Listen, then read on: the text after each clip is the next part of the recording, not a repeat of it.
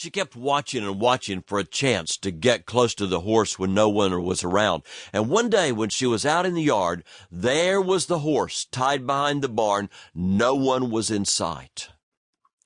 She went over to the horse. My goodness, it was big. 7 years old, she was a little girl. She thought, how am I going to get up on the horse?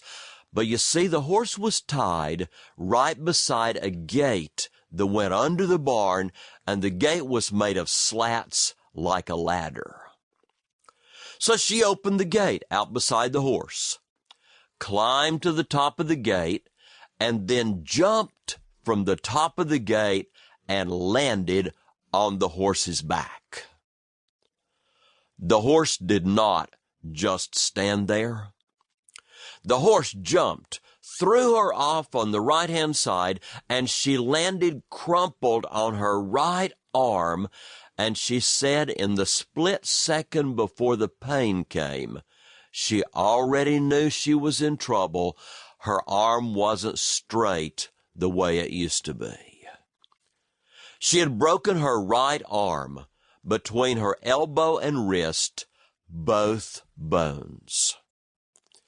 Now, the real trouble was they lived about 15 miles from town. There was no way to get to town, and even if they had gotten there, they didn't even know a doctor.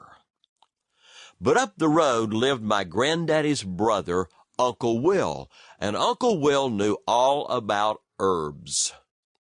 That would have to do.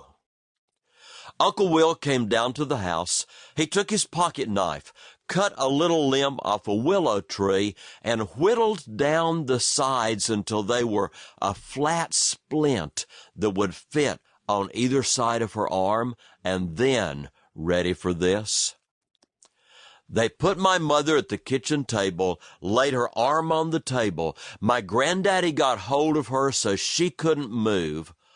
Uncle Will got on the other side of the table, put his knee against the table, grabbed her wrist, pulled her arm as hard as he could, and they strapped the splints to her arm while he was pulling it, and that's the way her arm healed up. Well, she broke the arm in the late winter time. That's when my granddaddy got the horse so it would be ready for springtime. She wanted her arm to get well by Easter because her mother, my grandmother, had made her a new Easter dress. The dress had big puffy sleeves from the shoulder to the elbow, and then little tight sleeves with lots of buttons down to her wrist, and until the splint came off, she couldn't get her arm through the sleeve.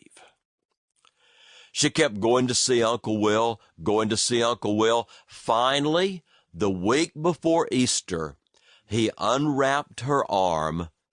It was well. Easter morning, my mother was the first person out of bed. She had her dress on, ready to go before anyone else was even awake. When my grandmother got up, she said, "Lucille, why are you up so early? Why are you already dressed? We haven't even had breakfast." My mother was so proud. She said, "I'm ready to go to church so people can look at me." And my grandmother said, "We're not ready. I have to feed and dress the children. You are in the way. Why don't you walk out in the yard, and if the daffodils are blooming, pick us some flowers." My mother went out in the yard. Over by the barn was the horse.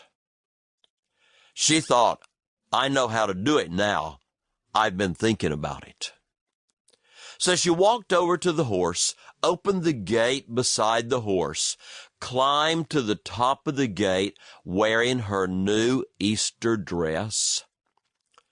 And just the way she had figured out how to do it, she jumped backwards, landed on the horse with both legs on the same side.